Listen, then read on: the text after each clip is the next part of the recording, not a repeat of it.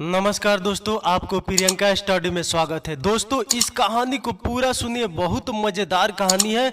तो चलिए शुरू करते हैं। चंदनपुर गांव में मनीराम नाम के एक सेठ जी रहते थे। हालांकि उनके पास धन दौलत की कमी नहीं थी, मगर कंजूस बहुत थे। एक बार वे एक दुकान पर मछली खरीदने गए। दुकानदार ने जब मछली के पैसे बताए तो सेठ जी बोले, ये तो बहुत ज्यादा है, तुम तो यार मुझे लूट रहे हो। जहां से तुम लाते हो वहां इतने का थोड़े मिलता होगा। तब दुकानदार ने कहा, जाओ तो फिर थोक के रेट के पास चले जाओ। सेठ जी थोक रेट की दुकान पर पहुंचे और वहां पैसे पूछने लगे। जब उन्होंने पैसे बताए तो वे सेठ जी को फिर से बहुत ज्यादा लगे और सेठ जी बोल पड़े कि जहां से तुम मछली लाते हो वहां इतने की थोड़ी मिलती होगी। दुकानदार बोला, हाँ भाई, हाँ क्यों नहीं, हम तो नदी से मछली लेकर आते हैं, वहां बिल्कुल मुफ्त मिलती है, जाओ वहीं से जाकर ले लो। सेठ जी को यह बात जच गई। जब मुफ्त में कोई चीज मिल रही है तो फिर पैसे देकर क्यों ले। वह नदी की खोज में निकल पड़े और आखिरकार पास के गांव में पहुंचकर उन्हें नदी मिली। मछली पकड़ने के चक्कर में सेठ जी नदी में काफी गहराई तक पहुंच गए। तभी नदी में एक भयानक सैलाब आया और अचानक नदी का पानी बढ़ने लगा। सेठ जी को याद आया कि उन्हें तो तैरना आता ही नहीं। फिर सेठ जी घबराने लगे। जब वो नदी से बाहर नहीं निकल पाए तब उन्होंने मन में एक मन्नत मांगी, अगर मैं नदी से बाहर निकल जाऊं तो मैं 101 ब्राह्मणों को भोजन खिलाऊंगा। मन्नत मांगने से उनके मन में एक आत्मबल आ गया, पर वो धीरे धीरे आंख बंद करके नदी के कुछ किनारे तक आ गए। आंख खोलकर उन्होंने देखा तो पछताने लगे, मैंने बिना मतलब का ही 101 ब्राह्मणों के लिए कह दिया, आधी दूर तो मैं आ ही गया हूँ। तब उन्होंने फिर से मन में ठाना कि अगर मैं अब नदी से बाहर निकल जाऊं तो 51 ब्राह्मणों को भोजन कराऊंगा। थोड़ा साहस करके उन्होंने फिर से तैरना शुरू किया तो थोड़ी दूर और आगे आ गए। अब सिर्फ चौथाई हिस्सा ही रह गया था।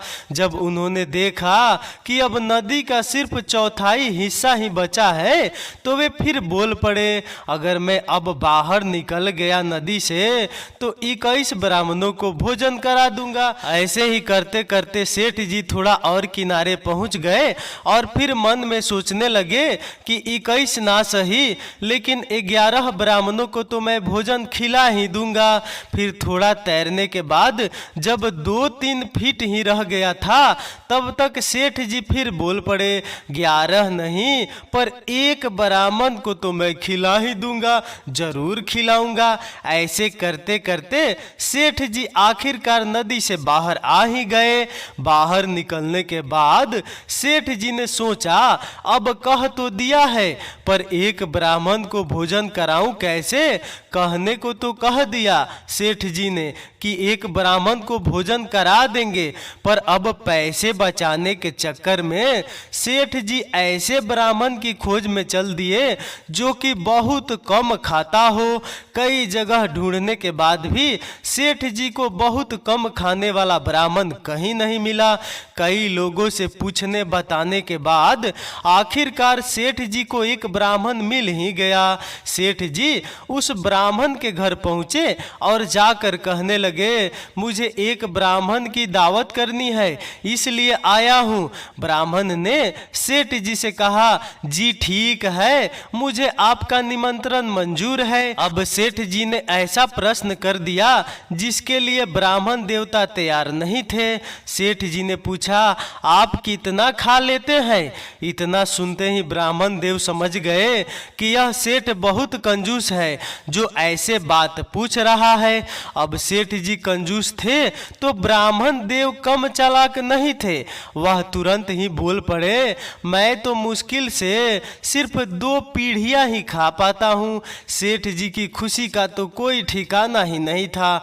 उन्हें लगा कि बस यही उचित ब्राह्मण है और तुरंत बोल पड़े, देखिए पंडित जी, मैं 9 बजे दुकान पर चला जाता हूँ, आप उससे पहले आकर भोजन कर लीजिएगा। पंडित जी राजी हो गए और सेठ जी प्रसन्न मन से घर आ गए। सुबह सुबह भोजन की सारी तैयारी करके सेठ जी पंडित जी का इंतजार करने लगे, पर 9 बजे तक भी पंडित जी घर नहीं आए। धीरे धीरे 10 बज गए। आखिरकार थक हार कर सेठ जी सेठानी से यह कहकर दुकान चले गए कि देखो मैं जाता हूँ, मेरे पीछे पंडित जी आए तो उन्हें भोजन करा देना और 11 रुपये दक्षिणा भी दे देना। सेठ जी के जाने के बाद करीब 12 बजे पंडित जी घर आए। उनके आते ही सेठानी उनके हाथ पैर धुलवाने लगी।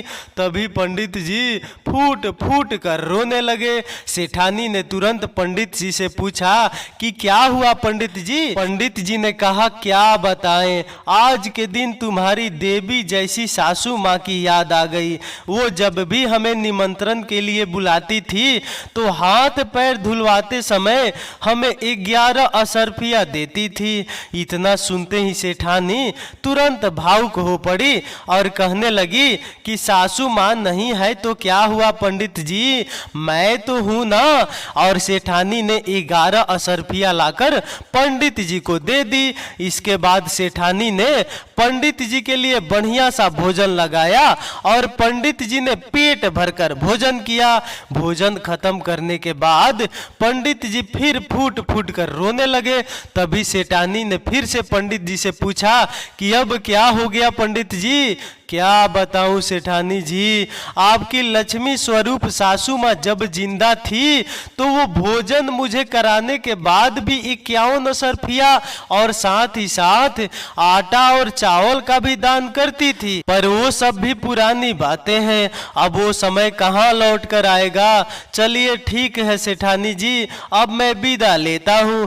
तभी सेठानी बोल पड़ी कि पंडित जी आप चिंता मत कीजिए, जैसा पहले होता आया है आगे भी वैसा ही होता रहेगा। इतना कहकर सेठानी ने आटा चावल तेल घी आदि सारा सामान एक झोले में बांधकर पंडित जी को दे दिया और पंडित जी सारा सामान लेकर अपने घर को निकल लिए। रात को जब सेठ जी लौटकर घर आए तब उन्होंने सेठानी से पूछा, पंडित जी भोजन करने आए थे? तब सेठानी जी ने कहा कि मैंने उन्हें भोजन तो अच्छे से करा दिया था पर वह बार बार रो रहे थे। इस पर सेठ जी ने आश्चर्य से पूछा, बार बार रो रहे थे, वो क्यों? फिर सेठानी जी ने बताया कि उनको बार बार सासू माँ की याद आ जाती थी, लेकिन सासू माँ की कोई कमी महसूस नहीं होने दी और उनकी सारी दान दक्षिणा पूरी की। सेठ जी बुरी तरह से चौंक गए। अरे कैसी दान दक्षिणा? जब सेठानी जी ने पूरी कहानी बताई तो गुस्से से सेठ जी का खून खौलने लगा। सेठ जी ने तुरंत अपनी लाठी उठाई और पंडित जी के घर की तरफ चल दिया। उधर पंडित जी भी होशियार बैठे हुए थे। उन्हें मालूम था कि जब कंजूस सेठ को सारी बात पता चलेगी तो वह बहुत हंगामा करेगा, इसलिए पंडित जी ने पहले ही सारी तैयारी कर रखी थी और पंडिताइन को यह बात बता रखा था कि जैसे ही सेठ जी उनके घर आए वह तुरंत पंडित जी को एक सफेद कफन उड़ा दे। और जब सेठ जी आ गए पंडिताइन रोने लगी और कहने लगी, पंडित जी सब कुछ छोड़कर चले गए, अब हमारा क्या होगा, हमको भी साथ क्यों नहीं ले गए। जब सेठ जी ने कहा, अरे पंडित जी को क्या हो गया, तो पंडिताइन ने कहा, अरे सवेरे अच्छे घर में बैठे थे, पता नहीं कहाँ का एक दाढ़ी वाला सेठ आया और इनको वहाँ क्या खिला दिया। वहाँ से जब लौटे हैं वे उल्टी करते करते पंडित जी हमको छोड़कर चले गए हैं। फिर कहाँ से कफन के लिए हम पैसे लाएंगे, कोई बेटे नहीं है घर में, कैसे इनको फूके। इतना सब कुछ देखकर सेठ जी बहुत घबरा गए और अपनी जेब से कुछ रुपए निकालकर पंडिताइन को देते हुए बोले, जी ये लीजिए, यह कुछ रुपए हैं, आप इनसे पंडित जी का दाह संस्कार करा दीजिएगा और बाकी भी जो जरूरत का सामान होगा मैं घर पहुंचकर भिजवा दूंगा। आप तो बिल्कुल भी परेशान मत होइए। इतना कहकर सेठ जी फौरन अपने घर को निकल लिए और डर के मारे दाह संस्कार के सामान के साथ ही 2 महीने का राशन भी पंडित जी के घर भिजवा दिया। इसके बाद 2 महीने बीत गए और सेठ जी का दिया हुआ राशन पानी खत्म हो गया। तब पंडित जी ने फिर से कोई तिकड़म लगाने को सोचा और एक सुबह 9 बजे के बाद जब सेठ जी अपनी दुकान के लिए निकल गए तब पंडित जी अपने घर से सेठानी से मिलने को चल दिए। 2 महीनों से पंडित जी ने अपनी दाढ़ी भी नहीं बनवाई थी, सो लंबी लंबी दाढ़ी लेकर पंडित जी सेठ जी के घर पहुंच गए। अब पंडित जी जितने चालाक, सेठानी उतने ही मूर्ख।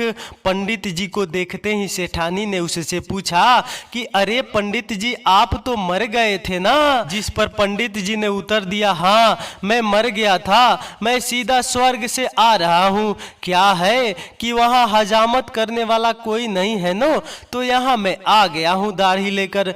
पंडित जी बहुत चालाक थे, उन्होंने कहीं से पता लगा लिया कि सेठ जी की एक चुटकी नाम की एक लड़की थी जिसका कई साल पहले स्वर्गवास हो गया था। पंडित जी ने सेठानी से कहा, मुझे वहाँ चुटकी मिली थी क्योंकि मेरा यहाँ आना जाना रहता है।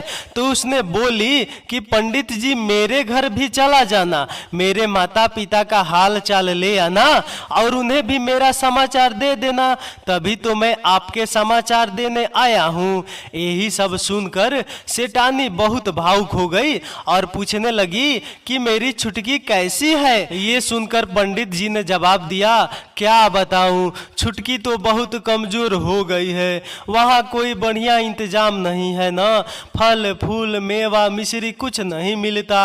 अब मुझको ही देख लो, मेरी दाढ़ी कितनी बड़ी हो गई है, वहाँ हजामत बनाने वाला भी कोई नहीं है।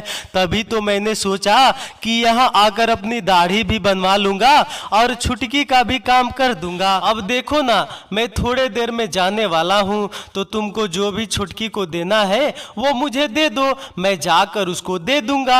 अब सेठानी जी ने छुटकी के लिए बढ़िया बढ़िया व्यंजन और बोरी भरकर राशन सामग्री पंडित जी को दे दी और पंडित जी सारा सामान लेकर अपने घर चले आए। शाम को जब सेठ जी लौटकर घर आए तो सेठानी ने उन्हें कुछ नहीं बताया। किसी तरह सेठानी का दिया हुआ राशन पंडित जी ने 2 महीने चला लिया। उसके बाद पंडित जी फिर से सेठ जी के यहाँ आ पहुंचे।